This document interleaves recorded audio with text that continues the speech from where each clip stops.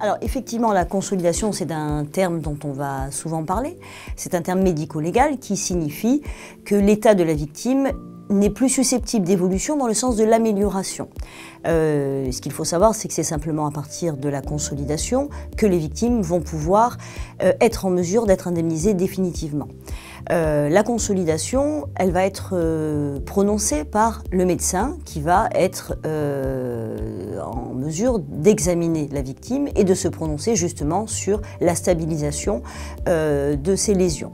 Alors, il faut être vigilant parce que les assureurs ont souvent tendance à vouloir que cette consolidation intervienne finalement le plus tard possible. Pour quelle raison? Parce que finalement les victimes ont tendance à s'adapter, à compenser leur handicap d'une façon ou d'une autre et à se présenter à l'expertise finalement dans des conditions peut-être plus optimales. Donc c'est là-dessus qu'il faut être très vigilant, c'est-à-dire ne pas anticiper cette consolidation parce qu'il faut effectivement respecter l'évolution et la stabilisation des lésions, mais ne pas trop attendre non plus et faire en sorte que cette consolidation intervienne quand l'état de la victime le justifie. Alors une précision importante, il faut savoir que les victimes d'accidents de la circulation vont toujours être en mesure de pouvoir réouvrir leur dossier des années après l'accident si une aggravation venait à survenir, une aggravation de leur blessure.